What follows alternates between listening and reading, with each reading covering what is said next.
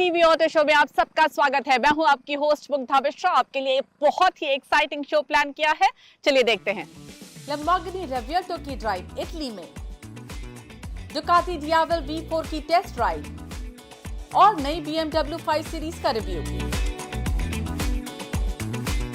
Auto world electrification की तरफ बढ़ रहा है। लगभग सारी कंपनियां कोशिश कर रही हैं अपने प्रोडक्ट्स को इलेक्ट्रीफाई करने की, लेकिन जब बात सुपर कार्स की आती है तो मामला थोड़ा पेचीदा हो जाता है, क्योंकि सुपर कार कस्टमर्स को वो एक सुपर कार वाली फील भी चाहिए और परफॉर्मेंस भी चाहिए। इसीलिए लंबोर्गिनी ने पिछले कुछ दिनों में लॉन्च की अपनी हाइब्रिड कार रेवियल्टो, जिसको मैंने चलाया इटली में। चलिए बताती हूँ क्या खास है रेवियल्टो के बारे में।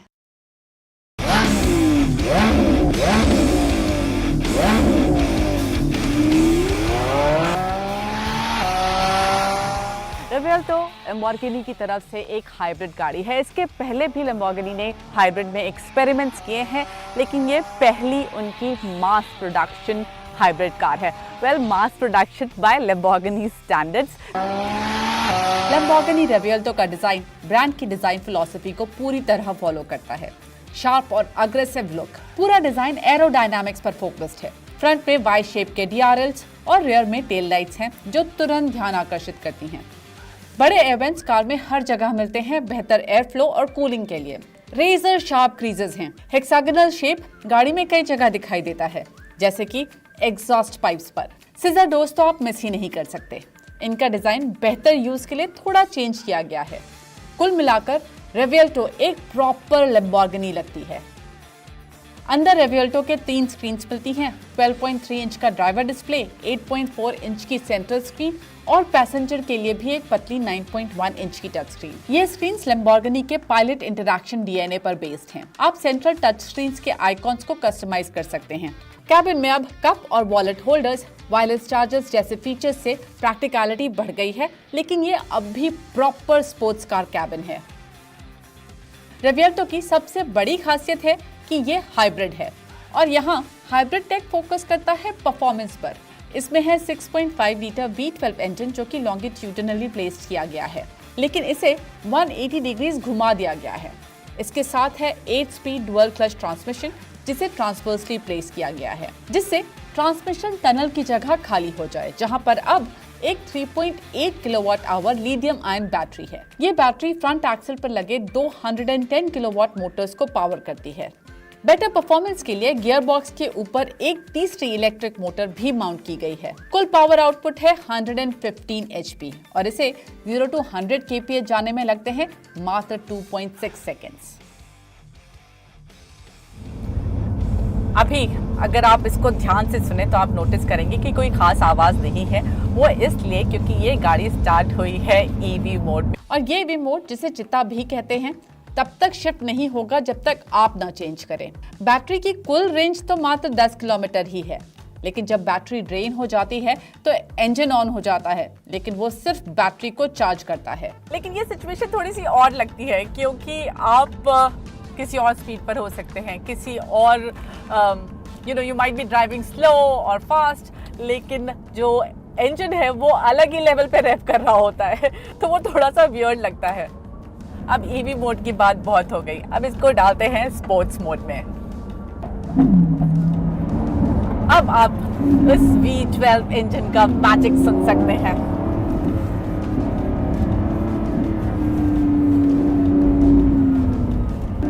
बहुत ही बढ़िया परफॉर्मेंस, बहुत ही बढ़िया आवाज। स्टार्ट भी स्ट्रॉन्ग है, मिड रेंज भी स्ट्रॉन्ग और 9000 के ऊपर तक रेव करती है आराम से। अवेंटाडोर से भारी है ये गाड़ी, करीब करीब 200 किलो वजन ज्यादा है इसका अवेंटाडोर के कंपैरिजन में, लेकिन जब आप इस गाड़ी को चलाते हैं तो ऐसा बिल्कुल पता नहीं चलता। इट फील्स लाइट और बहुत ही इन कंट्रोल पता चलती है। ये जो चासी है ये बहुत ही बढ़िया है, एकदम टॉर्च पता चलता है और गाड़ी के कंट्रोल बेहतरीन मिलता है। हम जिन रास्तों पर हैं वो थोड़ा सा पहाड़ी इलाका है, तो थोड़े से वाइंडिंग रोड्स मिले हैं, हमें हेयरपिन बेंड्स भी मिले हैं, और क्या कंट्रोल में फील होती है ये गाड़ी इवन ऑन हाई स्पीड्स, मज़ा आ जाता है। इसमें है इलेक्ट्रिक पावर असिस्टेड स्टीयरिंग और रियर स्टीयरिंग। रियर स्टीयरिंग में स्लो स्पीड्स पर बेहतर मैन्यूवरेबिलिटी के लिए रियर व्हील्स 5 डिग्री तक टर्न होते हैं और हाई स्पीड पर 0.5 डिग्री तक, जिससे प्रॉपर कंट्रोल और कनेक्ट मिलता है। लैम्बोर्गिनी ने बोल दिया है कि अब आने वाली सारी जो उनकी गाड़ियां होंगी वो सारी की सारी हाइब्रिड होने वाली हैं और उसका हाइब्रिड हाल ही में आ चुका है। फिर इवेंचुअली सारी इलेक्ट्रिक होंगी, लेकिन फिलहाल रिवेल्टो में इलेक्ट्रिक और V12 का बेहतरीन मिक्स है और हाइब्रिड सुपरकार का एक परफेक्ट एग्जाम्पल। अगर आपका भी मन हो रहा है रिवेल्टो खरीदने का और आपके पास है 9 करोड़ से ज्यादा इसे खरीदने के लिए, तब भी आपको इंतजार करना होगा 2026 तक, क्योंकि ये गाड़ी तब तक के लिए सोल्ड आउट है। मेड इन इटली गाड़ियों का सिलसिला अभी जारी है NDTV ऑटो शो पर, लेकिन इस बार 2 व्हीलर्स की बात करते हैं। किंग शुभ दत्ता ला रहे हैं आपके लिए दुकाती X डियाविल का रिव्यू। डियाविल V4 में अब एक एल्यूमिनियम मोनोकॉक शैसी दिया गया है, जिससे मोटरसाइकिल अब पहले से 13 किलो हल्की हो गई है। लेकिन जो हाईलाइट है वो है इसका V4 ग्रैंड टूरिज्मो इंजन, जो 166 bhp और 126 न्यूटन मीटर्स बनाती है। डियाविल V4 जो है एक पैराडॉक्स जैसा महसूस होता है, क्योंकि अब असल वर्ल्ड में, रियल वर्ल्ड में इसका जो परफॉर्मेंस है काफ़ी ज़्यादा मैनेजेबल हो जाता है, क्योंकि जो मोटरसाइकिल है पहले से ज़्यादा काम और रिलैक्स्ड महसूस होती है, खास करके जब इसको आप अर्बन और वेट राइडिंग मोड्स में चलाते हैं। और जो फ्यूलिंग है मोटरसाइकिल का वो भी काफ़ी बढ़िया है, लो स्पीड्स में आपको कोई दिक्कत नहीं आती है अगर आप ट्रैफिक में चलाते हैं तो। मोटरसाइकिल के जो पिछले 2 सिलेंडर्स हैं वो आइडल करते वक्त और कम लोड पे डीएक्टिवेट हो जाते हैं, लेकिन अगर आप बाइक को ट्रैफिक में चलाएंगे तो इंजन काफ़ी गर्म हो जाती है, खासकर गर्मियों के मौसम में। जैसे ही आप मोटरसाइकिल के स्पोर्ट मोड को चूज़ करते हैं और थ्रॉटल घुमाते हैं तो ऐसा लगेगा कि जो आगे का पहिया है वो सीधा व्हीली मारेगा। जी हाँ, बहुत ताकत है इस मोटरसाइकिल की। जो एक्सेलरेशन है बहुत ही ज़्यादा वायलेंट है, माइंड बेंडिंग है।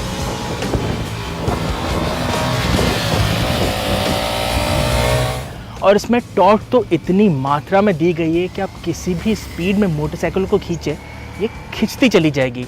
तो जो ओवरऑल परफॉर्मेंस है डियाविल V4 का काबिले तारीफ है।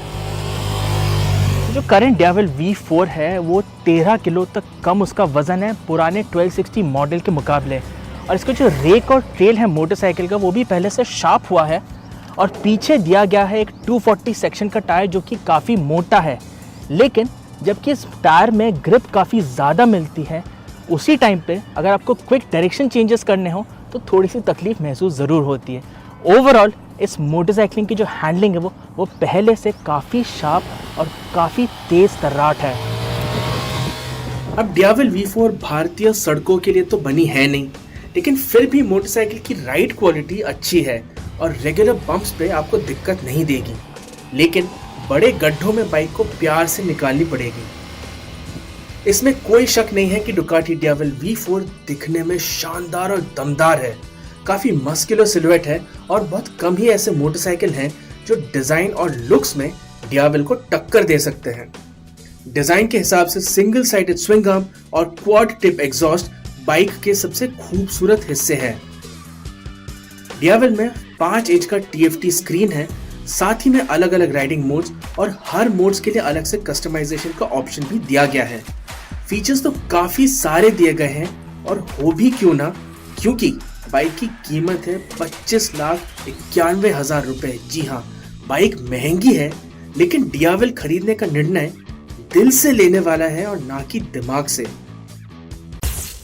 BMW ने हाल ही में 5 सीरीज का नया जनरेशन लॉन्च किया है। क्या अपडेट्स हैं इसमें, क्या कुछ बदला है, बता रहे हैं ध्रुव अत्री। एक तीर दो निशाने, कुछ ऐसा ही करना चाहती है ये नई BMW की 5 सीरीज। अब BMW की गाड़ियाँ स्पोर्टी मानी जाती हैं और 5 सीरीज़ भी काफ़ी स्पोर्टी होती थी, लेकिन ये नए जनरेशन मॉडल जिस सेगमेंट में ऑपरेट करता है वहाँ पर कंफर्ट को ग्राहक काफ़ी ज़्यादा सराहते हैं और उसी को मद्देनज़र करके इसको ढेर सारे चेंजेस दिए गए हैं। सामने मिलती है प्रोमिनेंट किडनी ग्रिल जिसमें गोल्ड एक्सेंट्स हैं और अंधेरे में ये ग्रिल लाइट अप भी होती है। हेडलैम्प्स में नए LED DRLs भी देखने मिलते हैं। अब इसकी जो साइड प्रोफाइल है वहाँ पर जब आप देखेंगे तो आपको पता चलेगा ये गाड़ी कितनी विशाल है। 5.17 मीटर्स इसकी जो लंबाई है पूरी, 3.1 मीटर की ये व्हील बेस है, तो ढेर सारी स्पेस आपको अंदर मिलने वाली है। ये जो आप एलॉय व्हील्स देख रहे हैं, इनका डिज़ाइन तो काफ़ी अच्छा है, लेकिन इस गाड़ी के विशाल बॉडी के अंदर ये काफ़ी ज़्यादा छोटे लगते हैं, अंडर टायर्ड लगती है गाड़ी। रियर की साइड में देखेंगे तो आपको काफ़ी बल्की सा रियर एंड देखने को मिलेगा, बड़ा सा डिफ्यूज़र मिलेगा एंड ये कनेक्टेड टेल लैंप तो नहीं आते थैंकफुली यहाँ पर। बीच में BMW की बैजिंग है एंड 530 Li की बैजिंग, यानी इंडिया में पहली बार देख रहे हैं Li बैजिंग 530 के साथ। इसमें आपको लॉन्ग व्हील बेस मिलता है, जो मैं पहले भी मेंशन कर चुका हूँ। फिर आप देखेंगे काफ़ी डीप आपको बूट स्पेस मिलती है, 500 लीटर की स्पेस है, लेकिन ये जो ओपनिंग है ये काफ़ी कम है, छोटी है, शैलो है, तो इसमें आपके बड़े बैग्स थोड़ा मुश्किल से जाएंगे।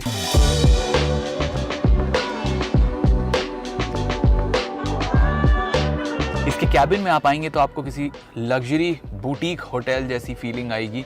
यहाँ पर सब जगह प्रीमियम मटेरियल देखने को मिलेगा, सब जगह सॉफ्ट टच मटेरियल देखने को मिलेगा। टॉप ऑफ डैशबोर्ड, यहाँ पर आपके जहाँ पे टच पॉइंट्स हैं, यहाँ पर जो प्लास्टिक है वो भी बहुत ही प्रीमियम मटेरियल का बना हुआ है। एंड यहाँ पर जो आप लेदर वगैरह देख रहे हैं सीट्स पे, स्टीयरिंग व्हील पर, ये सब बना है वीगन लेदर से। इसके साथ साथ यहाँ पर आपको ये वुडन फिनिश देखने को मिलती है जो काफ़ी बढ़िया लगती है। एंड यहाँ पर आपको ये लाइट स्ट्रिप देखने को मिलती हैं जो बहुत बढ़िया लाइट प्ले करती हैं रात में और क्रिस्टल इफ़ेक्ट देती हैं।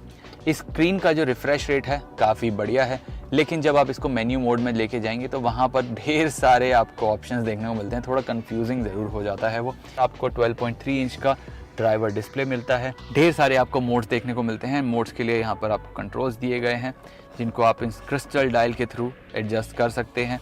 आपके लिए क्रिस्टल वॉल्यूम कंट्रोल भी दिया गया है एंड यहाँ पे बीच में जो पियानो ब्लैक का फिनिश है वो भी काफ़ी बढ़िया लगता है। एंड आपने अगर अब तक नोटिस नहीं किया हो तो ये भी बता दूँ कि इसके जो AC वेंट्स हैं काफ़ी अच्छे से छुपाए गए हैं, तो एकदम नीट एंड क्लीन टच आपको देखने को मिलता है इस कैबिन के अंदर। और इस कैबिन में प्रैक्टिकलिटी में भी कोई कमी नहीं है, ढेर सारी स्टोरेज स्पेसेस आपको मिलती हैं। बड़ा यहाँ पर आपको ग्लव बॉक्स दिया गया है, यहाँ पर आपको अंडर आर्मरेस्ट स्टोरेज दी गई है, इसमें आपको एक 12 वोल्ट का सॉकेट भी दिया गया है। डोर पॉकेट्स काफ़ी डीप हैं, 2 कप होल्डर आगे दिए गए हैं, आपको 2 फ़ोन रखने के लिए वायरलेस चार्जिंग का ऑप्शन दिया गया है और ओवरऑल हर ज़रूरत का पूरा ख्याल रखा गया है।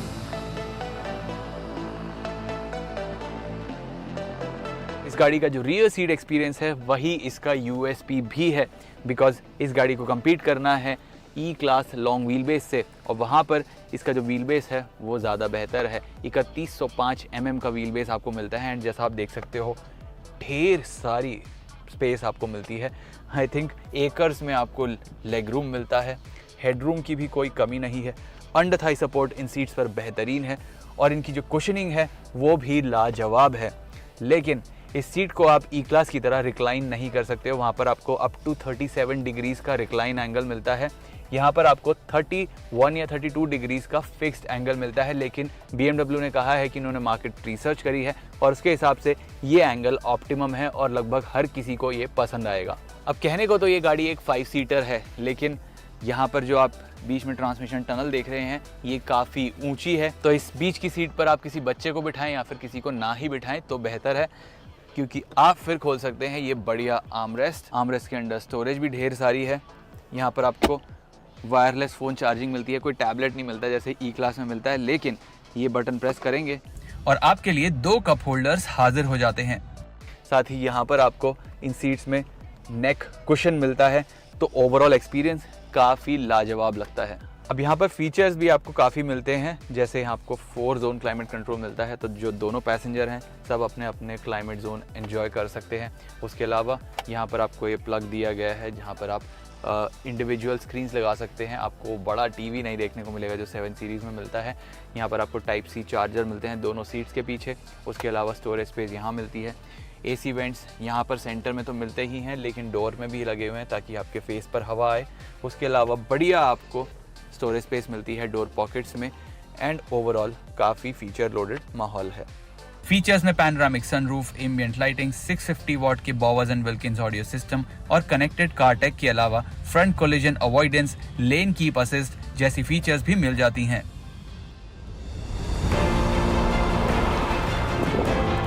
BMW 5 सीरीज की सीट पर आने के बाद आपको लो स्लंग सीटिंग स्टांस ज़रूर मिलता है, लेकिन व्यू काफ़ी बढ़िया मिलता है। बढ़िया बड़े बड़े मिरर्स देखने को मिलते हैं। ये IRVM भी काफ़ी बड़ा है एंड जो ओवरऑल विजिबिलिटी है वो भी काफ़ी बढ़िया लगती है। अब BMWs हमेशा से फेमस रही हैं अपने परफॉर्मेंस और ड्राइवर ओरिएंटेशन के लिए, यानी ड्राइवर्स कार कही जाती हैं। लेकिन यहाँ पर जिन गाड़ियों को तवज्जो मिलती है इस सेगमेंट में वो हैं कंफर्ट ओरिएंटेड कार, जो रियर सीट पर बैठे हुए इंसान को ज़्यादा प्रेफरेंस देती है। और कुछ वैसा ही अपग्रेड देखने को मिला है नई 5 सीरीज़ में। अब हम चला रहे हैं 530 Li, यानी इसमें लगा है 2 लीटर का 4 cylinder petrol engine, 258 horse power और 400 न्यूटन मीटर्स का पीक टॉर्क, और ये लगा है एक 8 स्पीड ऑटोमेटिक ट्रांसमिशन के साथ। अभी गाड़ी काफ़ी बड़ी है, भारी है और कंफर्ट ओरिएंटेड है, लेकिन 0 to 100 का आंकड़ा फिर भी काफ़ी रिस्पेक्टेबल है। ये करती है 6.5 सेकंड्स में। इसके जो गियर शिफ्ट्स हैं वो काफ़ी स्मूथ और इम्परसेप्टेबल होते हैं, यानी आपको पता भी नहीं चलता है कि गियर कब चेंज हुआ जब आप अप शिफ्ट कर रहे होते हो। हाँ, डाउन शिफ्ट करते समय थोड़ा सा टाइम ज़रूर लेती है गाड़ी, अगर आप एकदम पेडल को फ्लोर कर देंगे। हल्का सा हाफ अ सेकंड का गैप लेती है, बट अदरवाइज कोई गैप टाइम में नहीं होता है। इसमें आपको न्यू एज BMWs वाला sporty 3 spoke flat bottom steering wheel देखने को मिलता है। काफ़ी स्पोर्टी है पकड़ने में एंड इससे जो रिस्पॉन्स है वो भी काफ़ी अच्छा मिलता है। स्लो स्पीड्स पर इसको मोड़ना काफ़ी लाइट लगता है, लेकिन हाई स्पीड्स पर जाके लाइट ज़रूर रहता है, लेकिन रिस्पॉन्सिव भी रहता है। आपको रोड का जो कनेक्ट है वो ज़रूर फील होता है और आपको कॉन्फिडेंस ज़रूर आता है। इसकी जो राइड है वो काफ़ी ज़्यादा सॉफ्ट और सपल है, तो ख़राब रास्तों के ऊपर से जाते समय आपको स्लो डाउन करने की ज़रूरत नहीं है। ये उन गड्ढों को बड़े आराम से फ्लैट कर देती है। इसका जो सस्पेंशन है वो काफ़ी सॉफ्ट और सपल है और ख़राब रास्तों का बहुत बड़ा दुश्मन है, यानी आपकी गाड़ी में आपको डिस्कम्फर्ट बिल्कुल भी फील नहीं होगा। अब ये गाड़ी आराम पर भले ही ज़्यादा फोकस करती हो, लेकिन at the end of the day ये है एक BMW ही। और जैसे ही आप इसे स्पोर्ट मोड में डालते हैं और ये पैडल शिफ्टर्स का इस्तेमाल करते हैं, आपको वो बढ़िया एग्जॉस्ट नोट ज़रूर सुनने को मिलता है और परफॉर्मेंस जानदार है। अब यूजुअली सॉफ्ट सस्पेंशन वाली गाड़ियां बड़े गड्ढों पर उतनी सफल नहीं होती हैं, लेकिन BMW ने इसके सस्पेंशन में काफ़ी अच्छा काम किया है। तो अगर आप बहुत ज़्यादा ख़राब रास्तों पर भी गाड़ी को बिना स्लो डाउन करे निकालें तो भी गाड़ी बहुत आराम से उसको हैंडल करती है और इसका कंपोजर बना रहता है। अब कॉर्नर्स पे इसका प्रॉपर BMW वाला बिहेवियर नहीं है, लेकिन ये फिर भी काफ़ी अच्छे से अपनी लाइन होल्ड करके रखती है। और अगर आप वीकेंड वगैरह पर घाट्स वगैरह जा रहे हो, पहाड़ वगैरह की ड्राइव कर रहे हो, तो आप डेफिनेटली इसकी ड्राइवर सीट पर होना चाहोगे, ना कि उसकी रियर सीट पर।